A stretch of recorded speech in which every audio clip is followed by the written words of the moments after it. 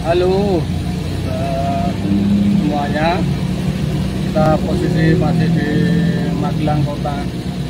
Saya ingin sedikit berbagi pengalaman saya yang mungkin tidak pernah dilakukan oleh orang lain. Karena kondisi kita, posisi di jalanan itu kadang kurang persiapan segalanya, termasuk pada saat kita itu tengah malam ditelepon, tiba-tiba ada telepon masuk, kemudian minta kedaruratan, dan kebetulan jaraknya itu jauh, kadang di Temanggung, kadang di Jalan Semarang.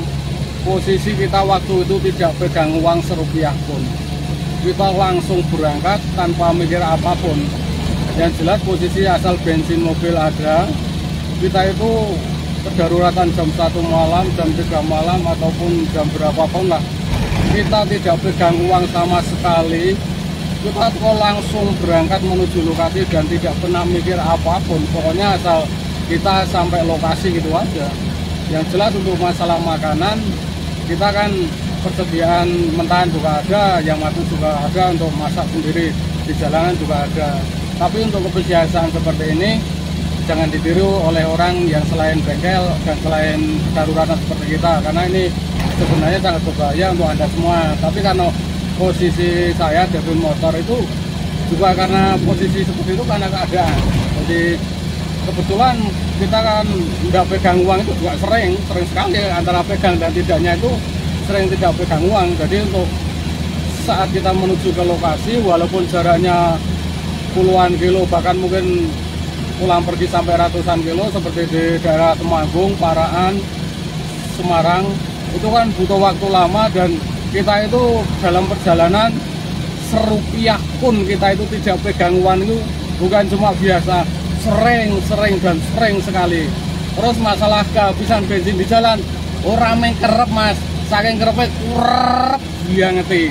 Jadi kita itu sering sekali bawa mobil, tidak pegang uang, kadang pegang cuma mepet, bensin habis di jalan, wes raetungan pokoknya. Jadi ini kita itu benar-benar posisi semuanya kedaruratan, dan kita juga termasuk karena sudah terbiasa dengan kondisi dan hidup di jalan ya. Jadi seperti itu, saat kita menuju ke lokasi tidak pegang uang sama sekali, di saat jam-jam malam, jam 1, jam 3 malam. Terus kemudian kalau kehabisan bensin jalan gimana? Ya udah kehabisan bensin jalan, kita berhenti di jalan. Kebetulan di jalan itu ya pokoknya ada aja gimana caranya Allah memberikan jalan, kita bisa beli bensin. Ya jelas kita tidak pernah utang, dan kita untuk masalah BBM kita juga belum pernah utang. Jadi biasanya kadang di jalan itu tiba-tiba ada panggilan yang lokasinya tidak jauh dari situ, kemudian kita minta dijemput pakai motor atau apa. Nah, setelah dijemput pakai motor, kita memperbaiki kendaraannya, kemudian kita dikasih istilahnya uang jasa lah. Ayo uang jasa itu kemudian baru kita belikan bensin. Jadi kadang kita itu bekerja di jalan, kita itu diberikan imbalan jasa itu kadang cuma habis buat beli bensin toh itu aja sering. Karena kita kedaruratan di jalan itu ya tidak pernah bisa diprediksi, kita mau dikasih berapa, ngasih atau enggak, kita juga enggak tahu. Wong yang enggak ngasih aja juga sering.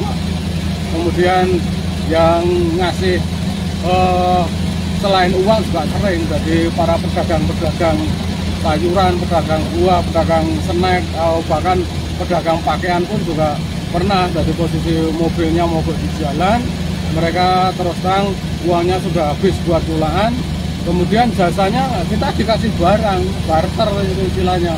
Itu sudah hal biasa itu. Yang paling sering adalah barter dengan makanan, itu sering sekali. Bahkan kita pernah di barter kerupuk, kerupuknya banyak sekali juga pernah, karena posisi perbaikan kita juga mengganti onderdil, jadi ada penggantian onderdil juga, tapi posisinya orangnya itu tidak bawa uang, dan orangnya juga jauh lokasinya. Kita dibayar pakai kerupuk pernah, banyak sekali ya. Akhirnya ya kerupuknya ya kita bagi-bagi, tolong kita mau jual kerupuknya juga bingung jualnya kemana, dan cara menjual juga tidak tahu, makanya ya kerupuknya terus tak bagi-bagi posisi. Jadi kita uang jasa sama onderdil itu dikasih kerupuk, kuat banget itu. Kita bagi-bagi ke orang sekitar lah pokoknya. Jadi untuk kedaruratan mobil mogok di jalanan, motor mogok di jalanan itu lika-likunya benar-benar tidak bisa diprediksi. Jadi kalau kadang pas kita kebetulan enak ya alhamdulillah, kadang bisa dikasih berlebih sama orangnya. Terus kemudian kalau pas posisi katakanlah biasanya pahit gitu, ayo sama sekali tidak dapat, itu hal biasa.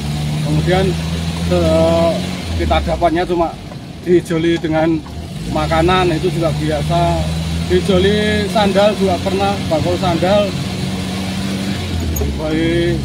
terus bakul pakaian, uang mereka mepet, terus kemudian kita dikasih pakaian, itu dagangan mereka ya biasa, itu pernah.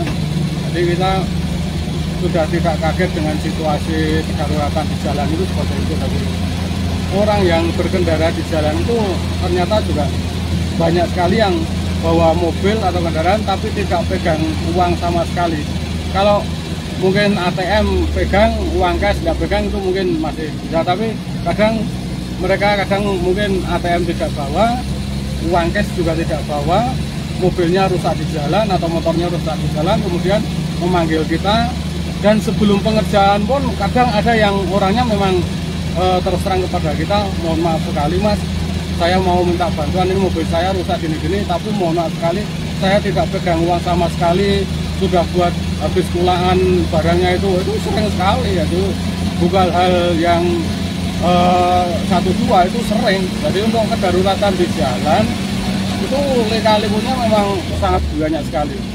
Kadang seperti itu, orang yang rusak di jalan, kadang rusaknya di puncak gunung, kadang rusaknya di pinggir-pinggir hutan, tapi tidak pegang uang pun ya biasa. Jadi saat kita menolong kedaruratan itu juga sering-sering kita tidak seperti yang kita harapkan, itu hal biasa. Dan itu kita tidak kaget dengan hal itu karena sudah saking seringnya dan sudah hafal dengan situasi lapangan. Jadi untuk kedaruratan di jalan raya itu belum tentu kita kadang dikasih uang, kadang tidak dikasih uang sama sekali, cuma matur nuwun, itu juga sering.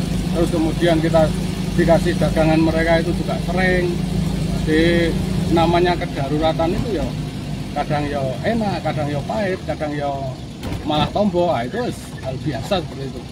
Jadi itu mungkin yang tidak mau dilakukan orang lain itu karena itu tidak mau ambil risiko antara untung dan ruginya. Tapi kalau kita kebetulan memang untuk saat ini fokus di jalanan, sudah melakukan itu sudah bertahun-tahun yang lalu, dan kita sudah pokoknya pasrah aja dengan rezeki yang dikasih Allah. Ya jelas kita sudah berusaha, kita juga berusaha untuk bekerja, dari penghasilan untuk keluarga, tapi juga kita tujuannya juga ibadah, menolong orang lain. Jadi ya gitulah resiko dari mobil motor on the road di jalanan. Antara enak dan tidaknya itu sebenarnya lebih banyak tidak enaknya.